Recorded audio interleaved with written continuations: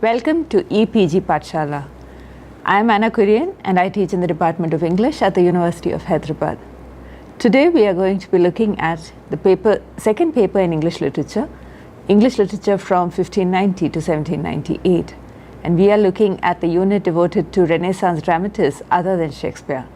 The dramatist we are studying today is Christopher Marlowe, and we shall be examining his text, Dr. Faustus, in some detail. Christopher Marlowe was born in Canterbury in 1564, and he can be considered the first major dramatist of the Elizabethan period if we leave out Sir Thomas Kidd. Now, Christopher Marlowe was actually of very humble birth. He was born of a shoemaker family, but he was finally educated at the University of Cambridge, and he went to King's School in Canterbury. Now, all of this education was made possible by several scholarships, and the fact that he had a university education helped him to move upwards in the world. So from being the son of a shoemaker, he eventually, of course, moved in circles of educated people, but also amidst royalty to a certain extent, because he was said to have been a spy for Queen Elizabeth. However, his education is also significant for other things, not just for his social mobility. Because he was educated in Latin and Greek, and because he had a university education, he was introduced to ways of thinking which were very different from what was popular amongst the ordinary people of England at that time. So he learned about civilizations and cultures that were not necessarily English, as well as ways of governance, such as the Roman, which was a republic, and also about religions which did not include original sin and the concept of death upon the cross, and so on and so forth.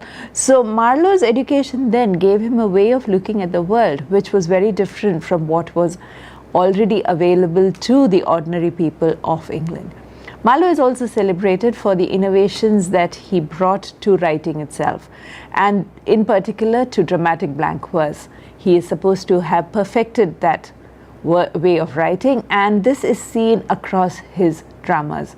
In 1593, at a very young age, he was just 29, Marlowe went to a tavern and there he was stabbed to death. Later on, of course, there is a discussion as to whether he was a spy, and he was under investigation for spying. In addition, there are several other problems. He was also supposed to have been an atheist in an age when atheism was not permitted, and he was also supposed to have been homosexual, or even if not homosexual, interested in young boys. So all of these things then make him an outsider figure in a world which was seen as fairly uniform. We will now move on to a discussion of the major works of Marlowe and then key ideas and themes in that as well. Marlowe's reputation today as a playwright rests on four major works: Tamburlaine the Great, which is in two parts, Dr. Faustus, The Tragedy of the Rich Jew of Malta, and Edward II. In addition to these four, he is also said to have written Dido, Queen of Carthage, as well as The Massacre at Paris. But those are minor and disputed, or may be written in collaboration with others, whereas these four are attributed to him and to him alone. The fact that his reputation in certain circles equals or nearly equals that of William Shakespeare is significant, because what we are seeing then is that before the age of 29, he had written four great plays which are valued the world over, and he was dead, whereas Shakespeare, of course, lived to a ripe old age, and so on and so forth, in the course of which he wrote 38 plays. So these four plays, which make up the reputation of Christopher Marlowe, can be read together, and it can be seen that there are certain themes that occur and recur across these four plays. One of the first major themes that recurs across them is the use and abuse of power. First of all, of course, Marlowe examines power itself and various versions of that power. So if in Edward II, he looks at monarchic power and how monarchic power has to be subdued to the needs of a community, then in the Jew of Malta, he examines commercial power, or how does money buy you power. In Dr. Faustus, of course, he is talking about the power of knowledge, and in Tamburlaine the Great, he shows us how an individual from a low birth can come to power, and then, of course, how he abuses that power. So in one sense also, all of these plays are to do with social mobility. Now, Tamburlaine is about somebody who is unapologetically arrogant, he is ambitious, and he is powerful. He, of course, has many dramatic speeches, and through the play, Marlowe examines what it means to have power when you grew up without. Also, of course, the fact that he is lame, so somebody who has a physical problem, who then ascends to such great power, is examined through this play. In The Jew of Malta, what we have is a very interesting play where you have a Jew, an outsider to society, who delights in the power that his wealth fetches him, but also delights in the power that he gets because of his evil. His main occupation is to go around doing evil deeds so that people suffer, and he revels in that sense of power that he gains from watching their suffering. Dr. Faustus, as is well known, and as the rest of this lesson elaborates, is about the desire to control all power, and if necessary via demonic or satanic power. So it is also about the transaction of the human with demons or with the devil to gain power on earth here below.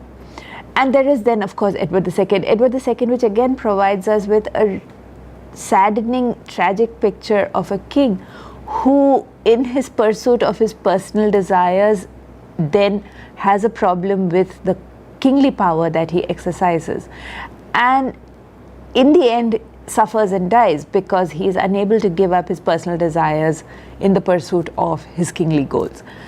Marlowe's characters then therefore show us how the subject of power is integral to the reading of each of these plays, but it also shows us how individual ambition then negotiates with the structures of the world, but also with the taboos associated with this conflict between personal desire and social or state goals. Social mobility also is something that is integral to to Marlowe's characters, and we see this because also Marlowe himself is an instance of social mobility, as is evidenced by the fact that the son of a shoemaker then goes on to become a great playwright, but also a spy in the English court, and so on and so forth.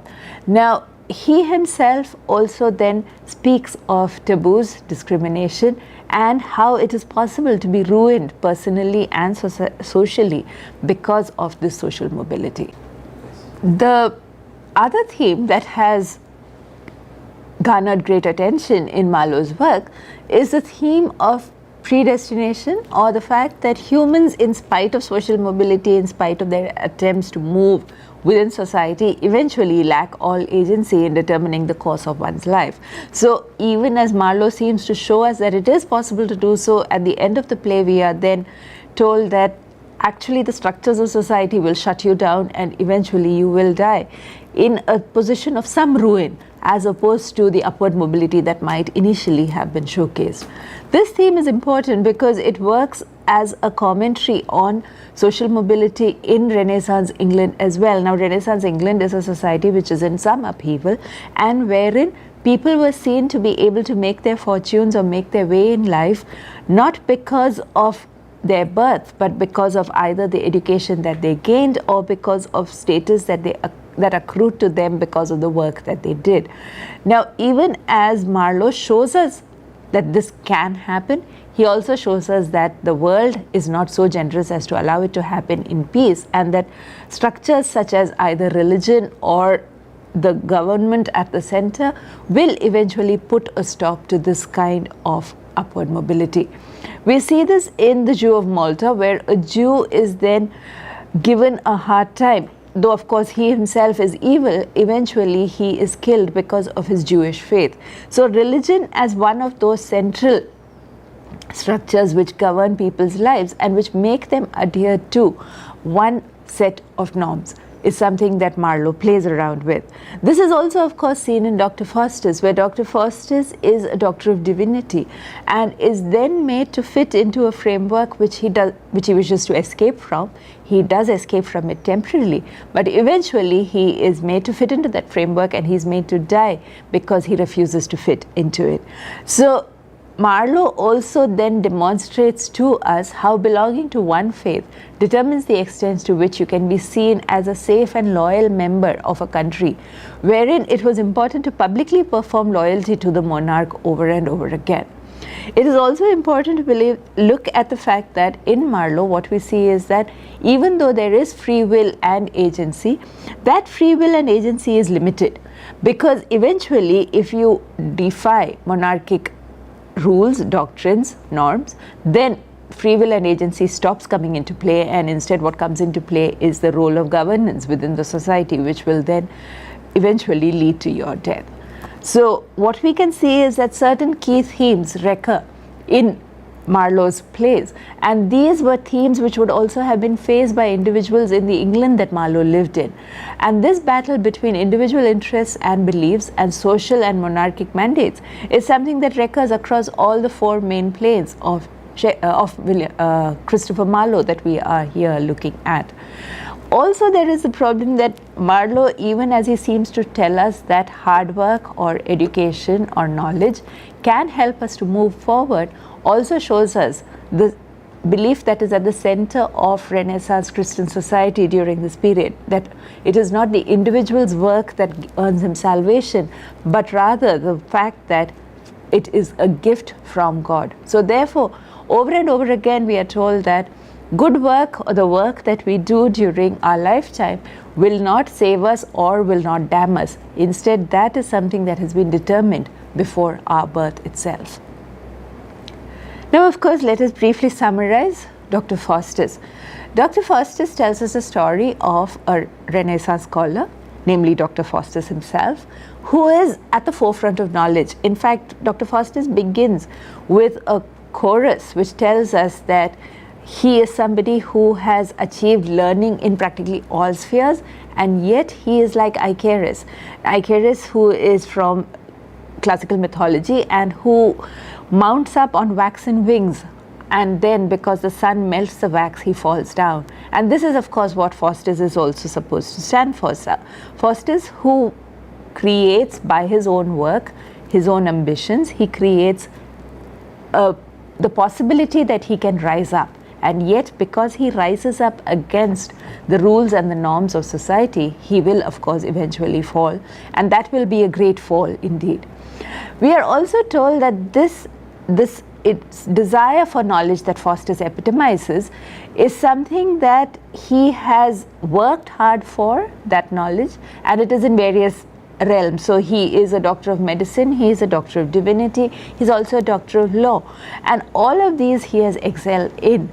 And yet he decides that all of these are not really satisfactory, and instead he will then give himself over to necromancy and magic, and in doing so then he will gain extra honor, extra power, and of course he will become all powerful. So Faustus then, once he has taken the decision that he will become a student of necromancy, is helped in this ambition by other scholars such as Valdis, and then together they conjure up Mephistopheles. Now this is, of course, the entry of the demon into the study of Dr. Faustus, and through Mephistopheles, Dr. Faustus makes a pact with Lucifer that he will have 24 years of pleasure and knowledge and power on earth, and at the end of 24 years he will then, of course, give up his soul to Lucifer.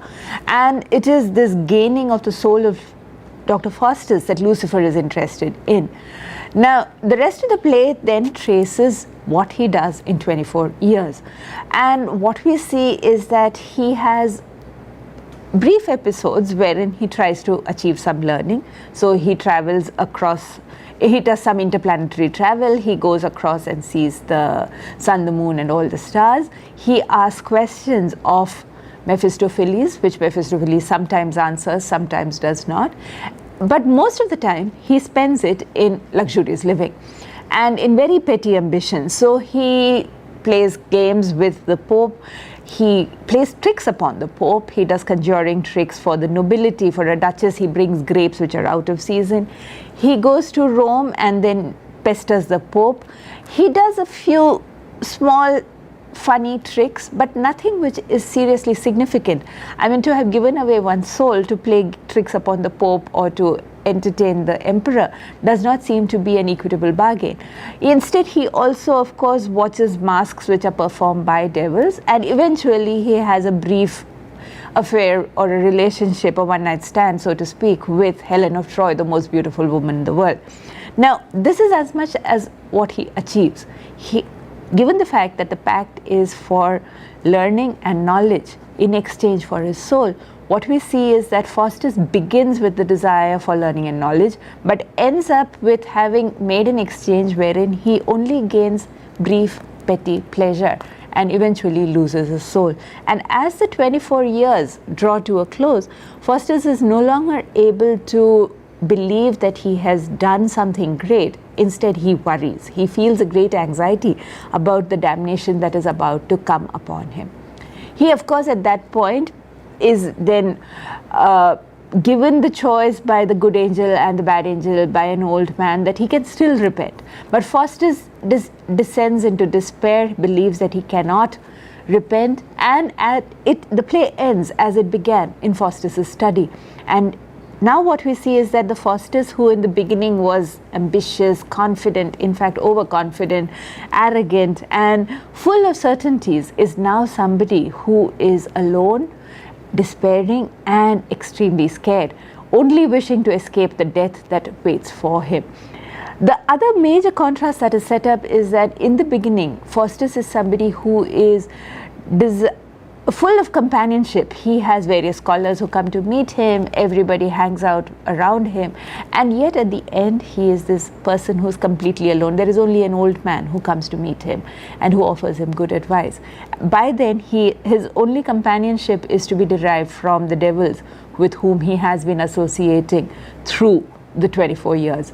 The epilogue with which the play ends gives us a brief summary of his career and shows us that something that could have grown full straight has then of course been thwarted, has been warped out of shape, and instead he descends into the damnation that the devils have awaiting for him. The significance of Faustus comes to us from supposedly a real life figure who lived in Germany in the 1400s and who was supposed to have sold his soul to the devil for knowledge. And this person died, and there were several legends which attached themselves to him, legends of witchcraft and magic, and the fact that he sold his soul and eventually of course lost his life. All of this was put forward in the form of a biography, and it was published in 1587.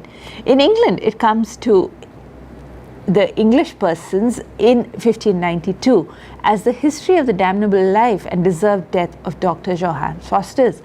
It was translated by somebody called P.F. Gent in 1592, and this is the text on which Christopher Marlowe's Dr. Faustus is said to have been based, because many of the things that we find in Marlowe's play are seen in this text as well.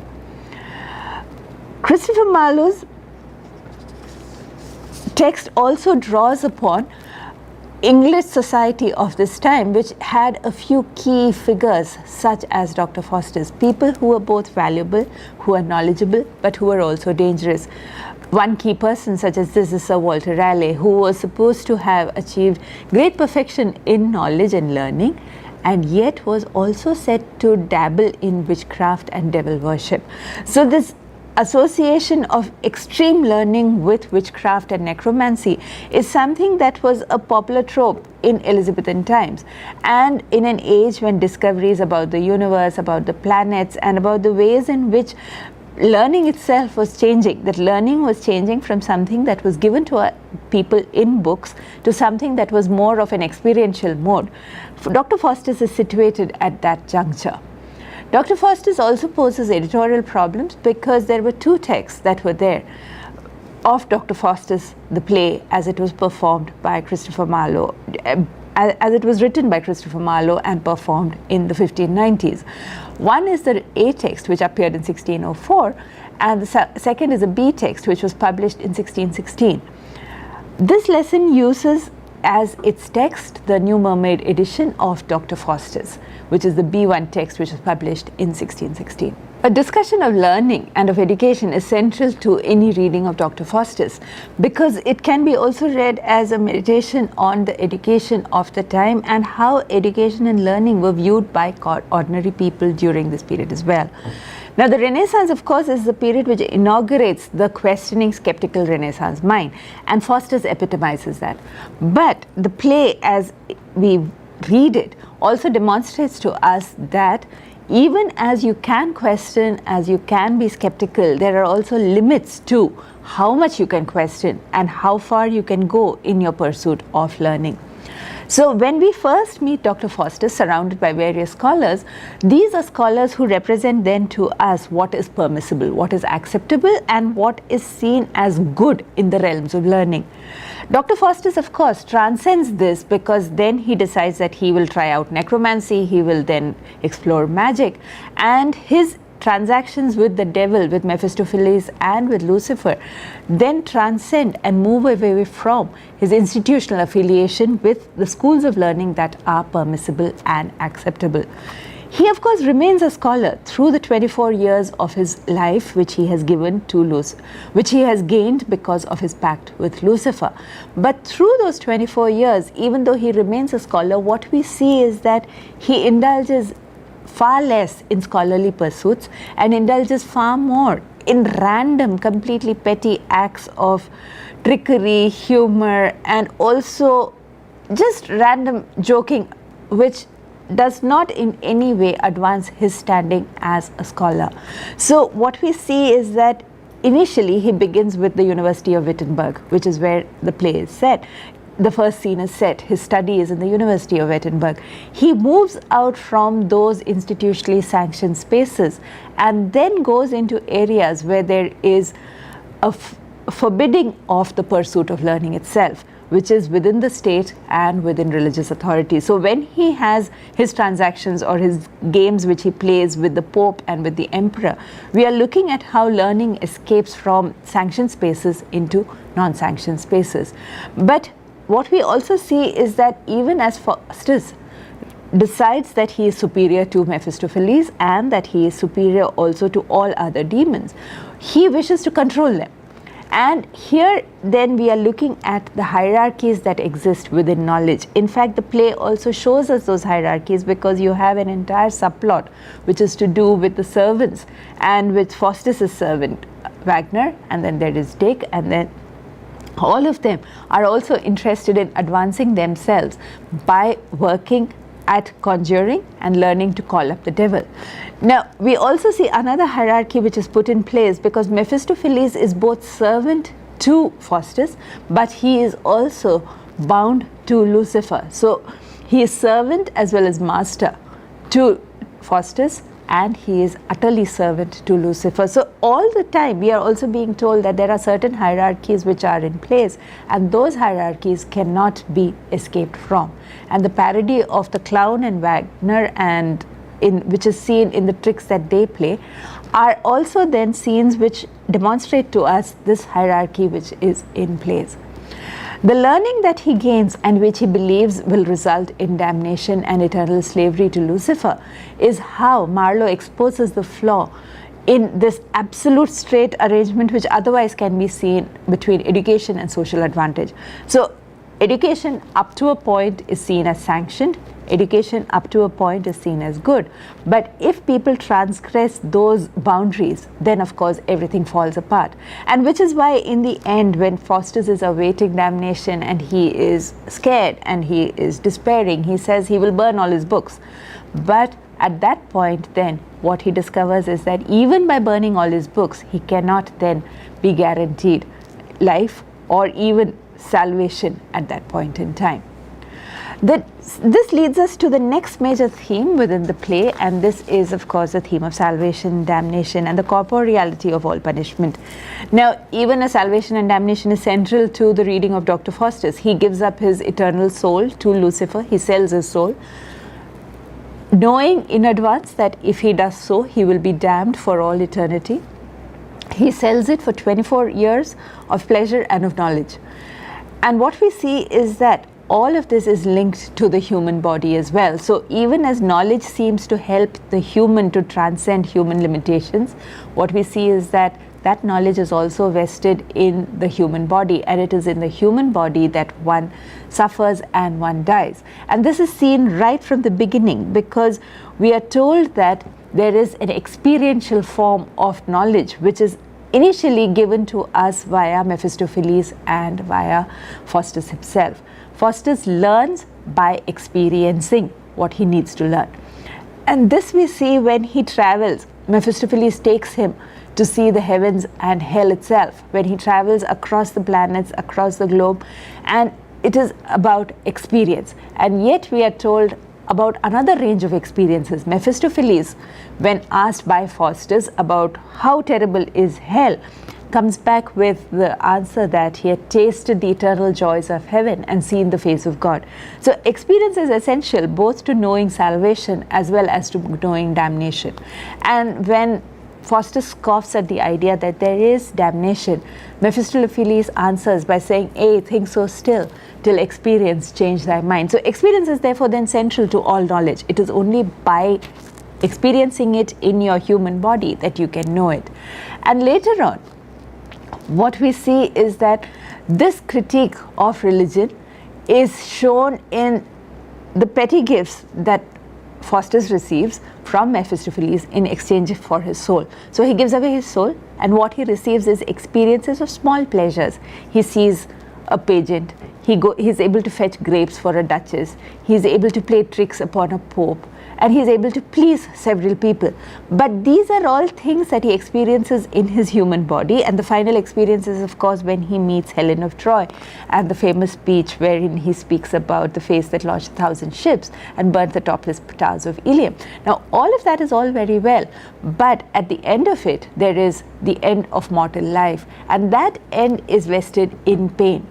As when we see that initially, when he has to sign away his body, he is told to cut his arm and draw his blood, and his blood congeals. We are introduced to the theme of corporeality, or the necessity for the human body in this first instance when he is about to sign away his soul.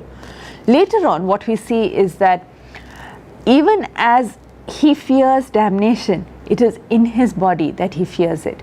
So when we over and over again, what we realize is the soul is set up in opposition to the body, and yet eventually at the end of the play, what we see is that the soul and the body are both required for human life, and Faustus is about to lose both, which is why we are told that the devils will come to fetch away his soul. And yet the last scene of the play tells us that his body has been torn asunder, and it's scattered in bits upon the stage when the play ends. So it is as a spirit that he enjoys superhuman privileges, but it is as a man with a body of flesh and blood that feels pain that he suffers death. So Faustus Marlowe's play then brings together both the human body as well as the eternal spirit, and shows us that neither of them can survive a Faustian bargain such as the one which we see here. Faustian bargains are, of course, part of popular culture, and several works of literature have built upon this. One of the most famous is, of course, Mary Shelley's Frankenstein, which shows us about the consequences of attempting to be more than human, or trying to reach above human abilities and trying to create something along the lines of what Faustus himself did, that he wanted to be more than human in his learning and in his knowledge. Frankenstein does more or less the same kinds of thing. And what we see also is in the popular movies such as Bedazzled and The Devil's Advocate, which also give us the devil as an allegory for the vices of urban life: rapid social mobility, unscrupulous professional practices, decline in personal integrity, all of this for the service of the devil and unquenchable personal ambition. So when we talk about a Faustian bargain, we are talking in shorthand about a deed which is done wherein we hope for quick advantages, and we are willing to sign away those things that actually matter far more than anything else. The poet Carol Ann Duffy has a take on Faustus, which is actually from the angle of Mrs. Faust, wherein we are given a feminist analysis of what happens to the Faustus story when we look at it through a gendered perspective. So in this lesson, we have looked at Christopher Marlowe as being one of the most prominent playwrights of the Renaissance England. We have also examined Dr. Faustus in some detail. Dr. Faustus is a text that rewards you constantly if you are to read it, and I would strongly recommend that you read it as well as read this lesson, which will give you ways of thinking about Dr. Faustus.